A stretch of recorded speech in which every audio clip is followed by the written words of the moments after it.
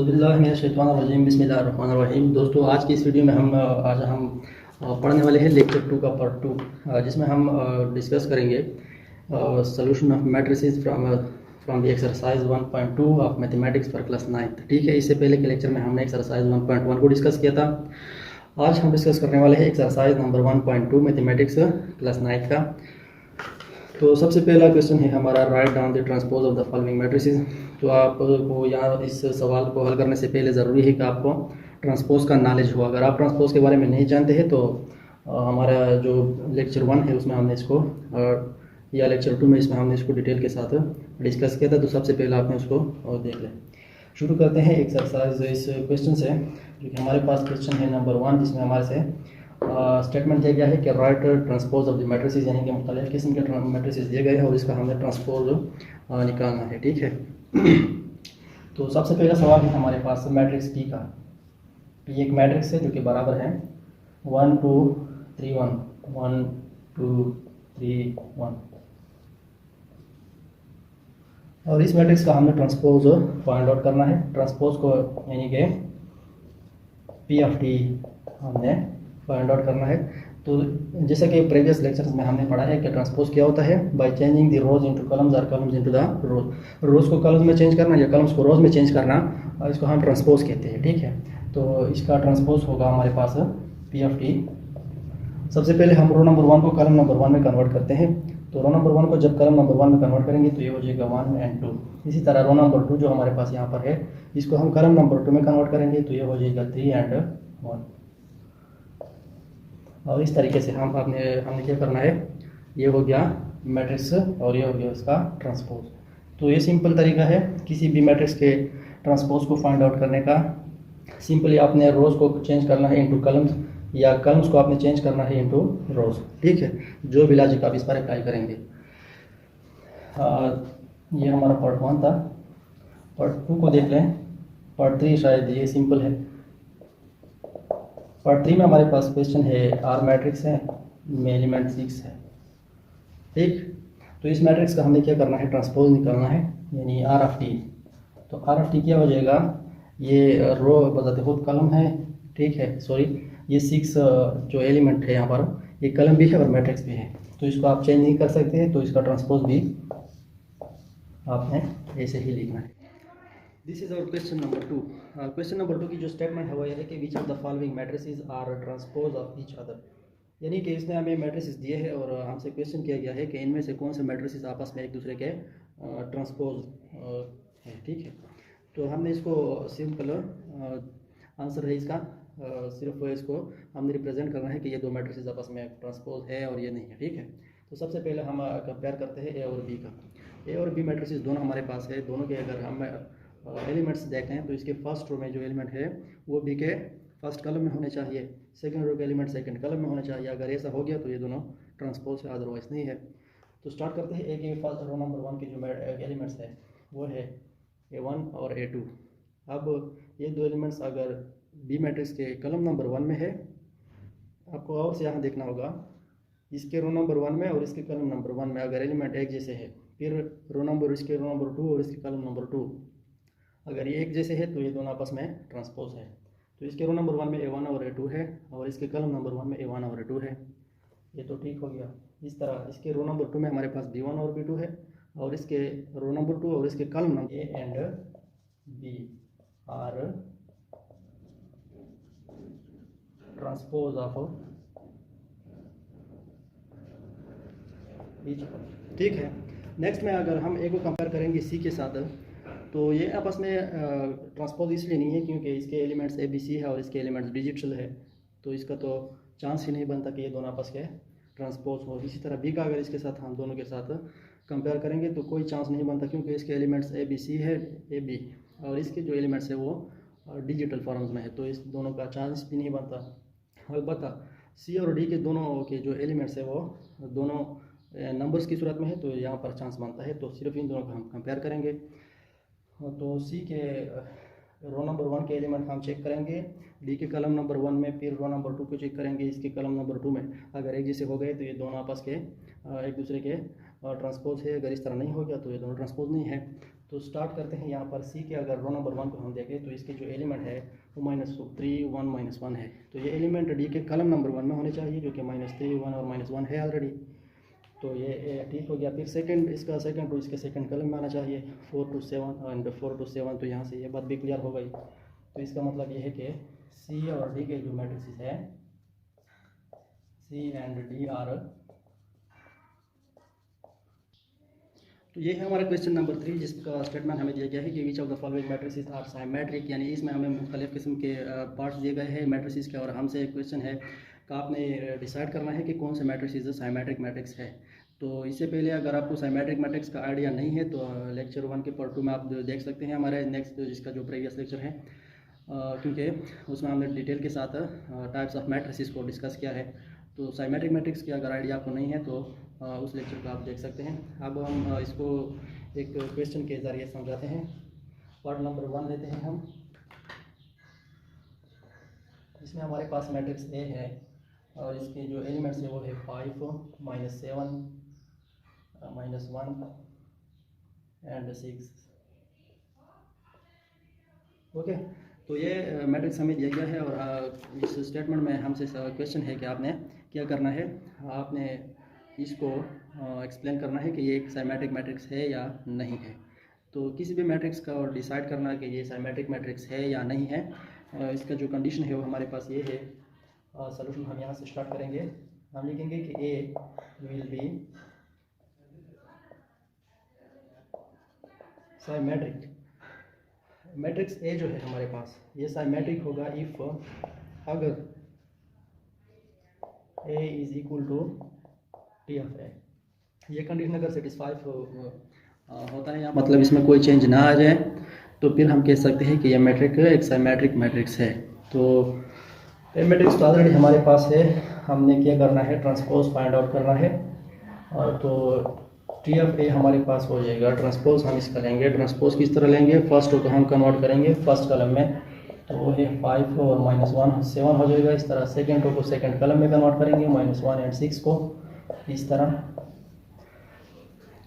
तो ये हो गया इसका ट्रांसपोज और ये हो गया ओरिजिनल मैट्रिक्स। तो इन दोनों को अगर हम देख लें तो ये दोनों बिल्कुल डिफरेंट नज़र आते हैं। ठीक है, इसका जो पैटर्न है एलिमेंट्स का वो बिल्कुल मुख्तलिफ है एक दूसरे से। तो इसका मतलब ये है कि इस मैट्रिक्स और इसका जो ट्रांसपोज है ये आपस में इक्वल नहीं है, लिहाजा हम इनको साइमेट्रिक मैट्रिक्स नहीं कह सकते हैं। तो हम लिखेंगे कि A is not a symmetric matrix. Okay, because क्यों, because A matrix is not equal to the transpose of the A matrix. Okay, तो साइमेट्रिक मैट्रिक्स का जो बेसिक कंडीशन है वो ये है कि उस मैट्रिक्स का ट्रांसपोज भी उसी मैट्रिक्स की तरह होता है। अगर ये कंडीशन सेटिस्फाई होता है तो साइमेट्रिक है, अगर नहीं होता है तो साइमेट्रिक नहीं है। ठीक है, एक और क्वेश्चन लेते हैं ताकि आपको अच्छी तरह समझ आए। तो इसी क्वेश्चन नंबर 3 का पार्ट नंबर 4 है हमारे पास। ये भी एक मैट्रिक्स है, बी मैट्रिक्स इसका नाम है और इसका ये पोजीशन है। तो क्वेश्चन ये है कि क्या ये मैट्रिक्स एक साइमेट्रिक मैट्रिक्स है। तो साइमेट्रिक मैट्रिक्स है या नहीं है, इसका डिसीजन हम तब ले सकते हैं अगर इसका ट्रांसपोज हमारे पास बिल्कुल इस तरह हो। तो सबसे पहले हम ये करेंगे, इसका ट्रांसपोज फाइंड आउट करेंगे। तो टी ऑफ बी यानी कि transpose of the matrix B will be equal to, transpose हम किस तरह लेते हैं, by changing rows into column. तो फर्स्ट रो को फर्स्ट कॉलम में चेंज करेंगे, -1 और -2 ये इस तरह हो जाएगा। फिर सेकंड रो जो 2 और 3 है उसको कॉलम नंबर 2 में कन्वर्ट करेंगे, इस तरह हो जाएगा। अब ये हमारे पास इसका ट्रांसपोज आ चुका है। तो बी और बी का ट्रांसपोज हमने कंपेयर करना है। अगर ये दोनों इक्वल है, सेम है, तो मतलब ये है कि हम कह सकते हैं कि this matrix is a symmetric matrix. Okay, अब चूँकि ट्रांसपोज लेने के बाद भी जो बी ऑफ टी है बिल्कुल इक्वल है किस मैट्रिक्स के, बी मैट्रिक्स का, यानी इन दोनों के करस्पॉन्डिंग एलिमेंट्स आपस में एक जैसे हैं। यहाँ पर फर्स्ट रो का फर्स्ट एलिमेंट -1 है, यहाँ पर 2 है, सेकंड एलिमेंट यहाँ पर B2 है, सेकंड रो का फर्स्ट एलिमेंट यहाँ पर B2 है और यहाँ पर B2 है, सेकंड रो का सेकंड एलिमेंट 3 यहाँ पर B3। तो मतलब ये है कि this two matrices are equal, ये दोनों मैट्रिसेस आपस में इक्वल है। अगर हमने इसका ट्रांसपोज यहाँ पर लिखा है तो इसका मतलब ये है कि चूँकि बी और इसका ट्रांसपोज एक जैसे है तो हम कह सकते हैं कि ये जो बी मैट्रिक्स है ये एक साइमेट्रिक मैट्रिक्स है। तो हम लिखेंगे यहाँ पर कि बी इज अ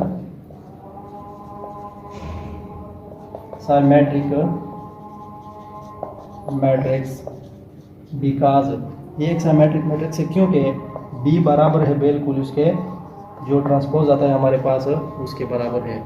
तो हम इस तरह एक मैट्रिक्स को डिसाइड कर सकते हैं कि ये साइमेट्रिक मैट्रिक है या नहीं है।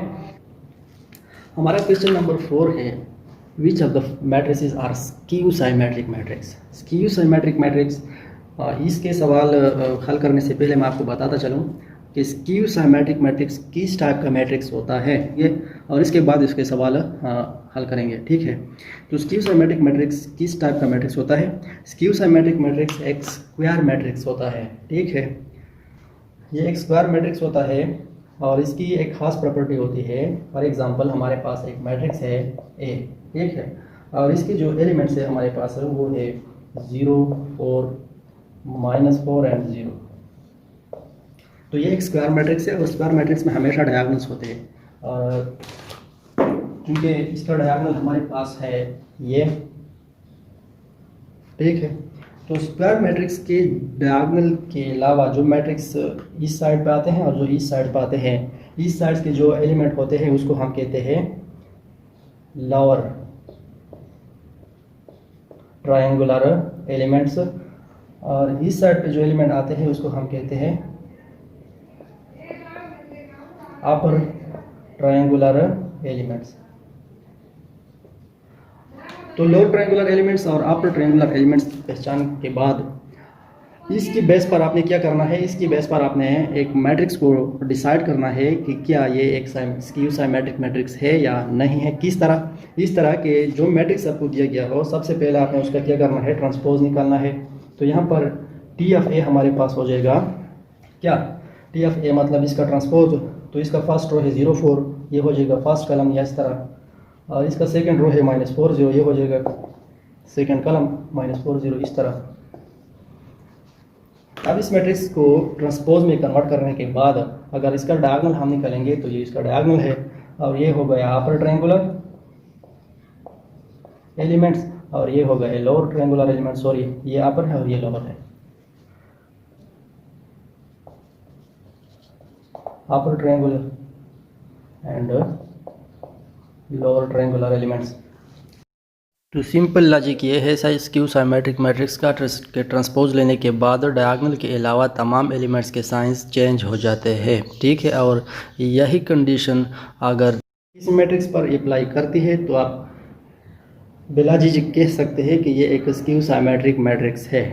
अगर इस तरह नहीं होता तो फिर ये स्क्यू साइमेट्रिक मैट्रिक्स नहीं है, ठीक है। या सिंपली हम यूँ भी कह सकते हैं कि ट्रांसपोज लेने के बाद जो मैट्रिक्स आता है वो दरअसल उसका नेगेटिव टाइम्स होता है, यानी ए अगर बराबर हो जाए माइनस टाइम्स ऑफ ए। मेरे पास मैट्रिक्स है और क्वेश्चन है कि क्या ये स्क्यू साइमेट्रिक है। तो स्क्यू साइमेट्रिक है या नहीं है इसका डिसीजन हम तब लेंगे जब हमारे पास इसका ट्रांसपोज आ जाए, ठीक है। तो इसका ट्रांसपोज सबसे पहले हम फाइंड आउट करते हैं। अगर आप कंडीशन लिखना चाहें तो सबसे पहले आप ये लिख सकते हैं कि B will be skew if B matrix skew symmetric होगा अगर बी बराबर हो जाए माइनस टाइम्स ऑफ बी का जो ट्रांसपोज आए, यानी बी का जो ट्रांसपोज आ जाए वो माइनस टाइम्स हो किसका, बी का। तो आप कह सकते हैं कि ये एक स्क्यू साइमेट्रिक है।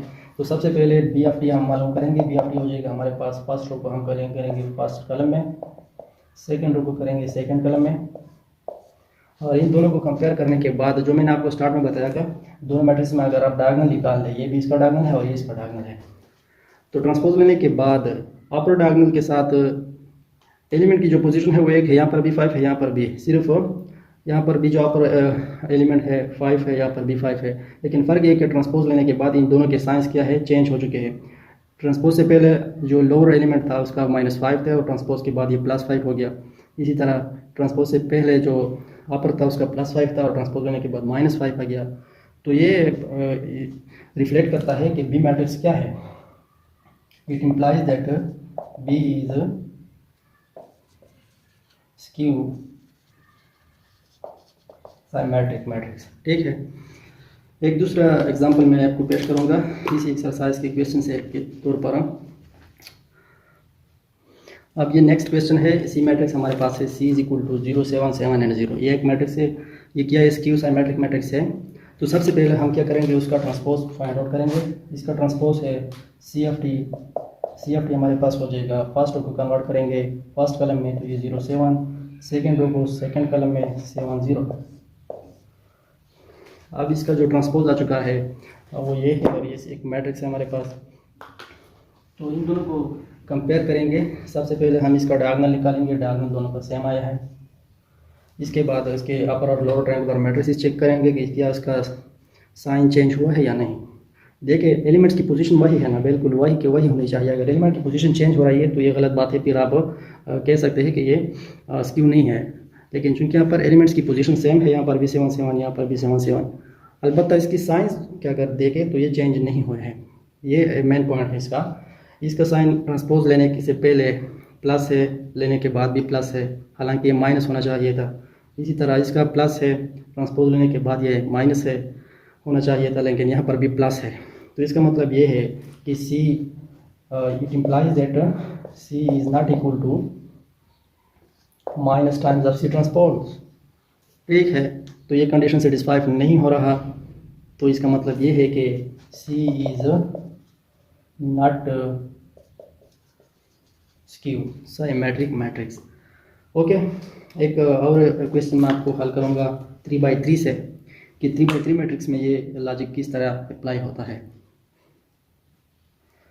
लास्ट क्वेश्चन है, इस क्वेश्चन 4 का लास्ट पार्ट है। हमारे पास मैट्रिक्स है D equal to 0 3 2 -1 -3 0 1 -2 -1 and 0। Okay, क्या ये साइमेट्रिक मैट्रिक्स है, स्क्यू साइमेट्रिक है या नहीं है। इसके लिए सबसे पहले हम क्या करेंगे, आंसर में हम सबसे पहले इसका ट्रांसपोज फाइंड आउट करेंगे।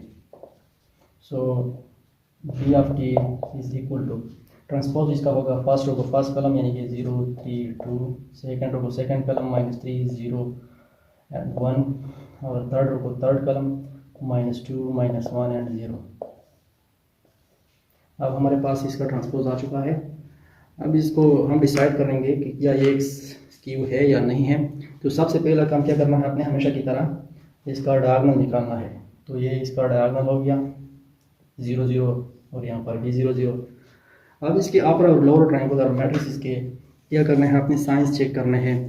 सिंपल बात है कि पहला काम ये करना है कि अपने एलिमेंट्स की पोजीशन चेक करनी है कि क्या वो तो चेंज नहीं हुआ है। अगर वो चेंज हुआ है तो डायरेक्ट करने का क्या करना है, इसको as a non symmetric declare करना है। तो एलिमेंट्स की पोजीशन की अगर हम बात करें तो यहाँ पर भी 3 2 1 है, यहाँ पर भी 3 2 1 है, सेम पोजीशन है। यहाँ पर भी है 3 2 1 3 2 1, पोजीशन तो सेम है। अब जो मेन पॉइंट है वो ये है कि ट्रांसपोज लेने के बाद इनके और इन दोनों के साइंस चेंज होने चाहिए। बस अगर ये चेंज हो चुके हैं तो स्क्यू साइमेट्रिक है। तो सबसे पहले +3 +2 +1, और यहाँ पर ट्रांसपोज लेने के बाद -3 -2 -1, साइंस चेंज हो चुके हैं। यहाँ पर भी ये होना चाहिए, यहाँ पर है -3 -2 -1, ट्रांसपोज लेने के बाद +3 +2 +1। तो इसका मतलब ये है कि दिस मैट्रिक्स यानी D of T is the negative times of D. So we can say that it implies that, yeah, we can say that D is equal to negative times of D of T. अब जब ये condition satisfied हो रहा है तो हम कह सकते हैं कि D is a skew symmetric matrix.